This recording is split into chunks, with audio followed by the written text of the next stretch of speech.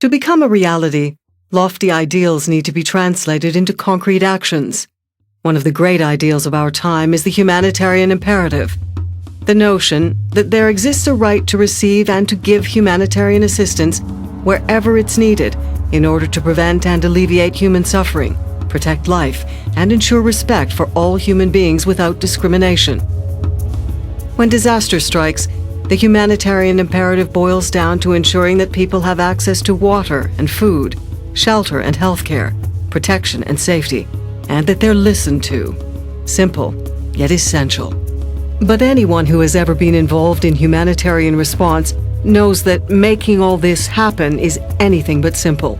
Humanitarian work, like any other important task, needs to be well done, and that isn't easy at all.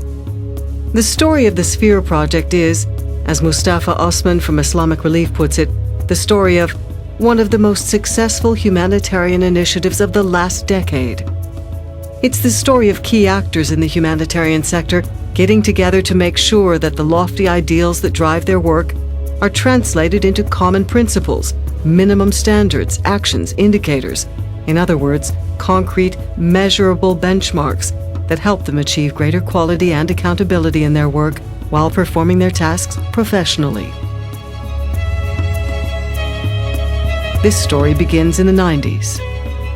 Back then, many changes were taking place in the humanitarian sector, including the fact that some new players, like the military and development agencies, were entering the field. In 1994, an estimated 800,000 people were killed in the Rwandan genocide. Following this tragedy, a multi-donor evaluation concluded that if humanitarian agencies had done a better job, more lives would have been saved.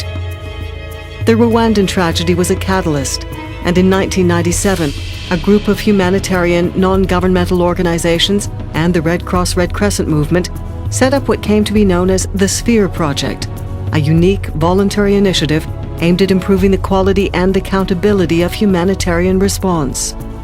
By 1998, a trial edition of the Sphere Handbook was ready. At its core was the Humanitarian Charter, a summary of common values and principles guiding humanitarian work. In addition to the Charter, a series of universal minimum standards for life-saving areas of humanitarian response were established. The first published edition of the Sphere Handbook saw the light in the year 2000. It quickly became a success and was translated into 29 languages. The second edition of the handbook came out in 2004. It met the same wide acceptance as its predecessor. 13 new language versions were added. By the end of the first decade of the 21st century, new developments in the humanitarian sector made it necessary to again revise the Sphere Handbook. Over 2.5 years, more than 650 experts from some 300 humanitarian organizations, including all the relevant United Nations agencies, were involved in this revision.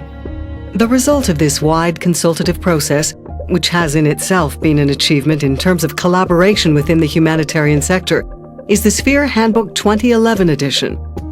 The third edition of the Sphere Handbook has some significant changes. Its core is still the Humanitarian Charter, which has been completely rewritten, incorporating clearer language and stronger linkages with the minimum standards.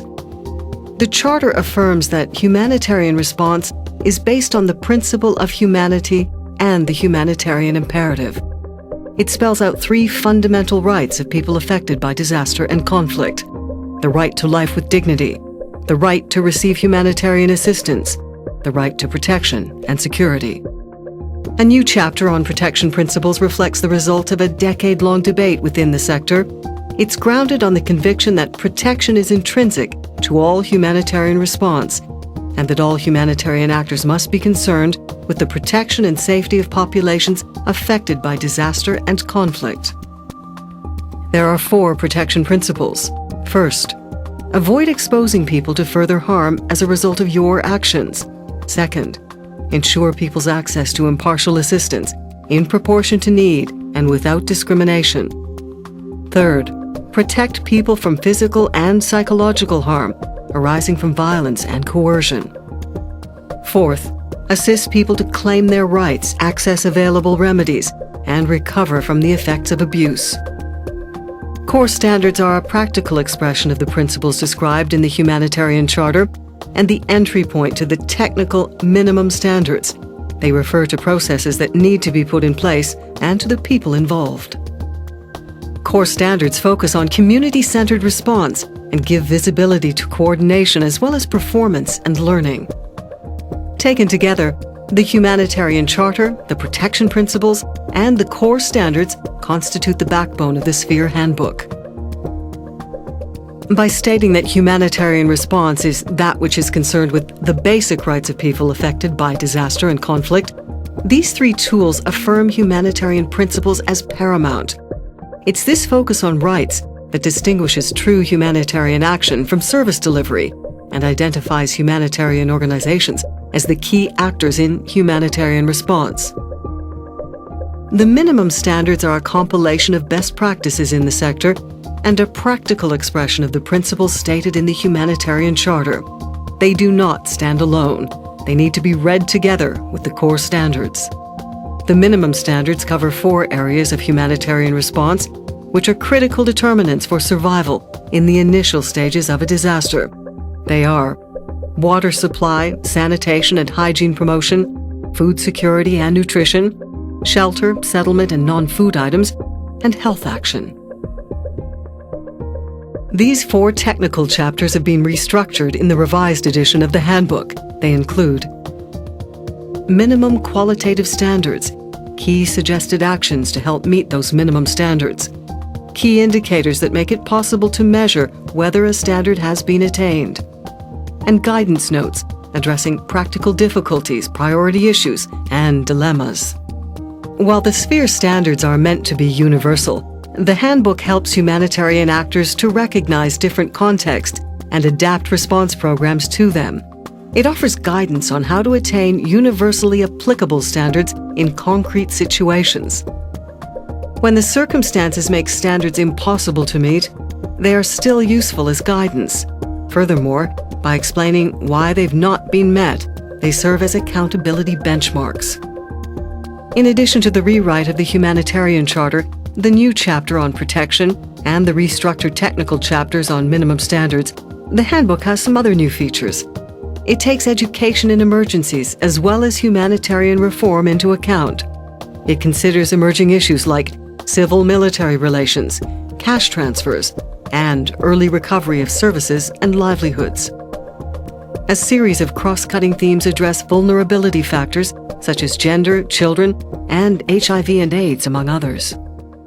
As Peter Walker, the director of the Feinstein International Center at Tufts University, says, what keeps the Sphere Handbook relevant is its insistence on being evidence-based and thus open to being updated as new evidence of needs and best practice come to light. The Sphere Project story started a decade and a half ago. Today, with its rights-based, people-centered approach, the Sphere Project and its handbook help equip humanitarian actors to continuously strive for quality and accountability in their work. The project has become a force for cooperation and coordination within the humanitarian sector. Being a state-of-the-art summary of best practices, the handbook enables a truly professional approach to humanitarian response.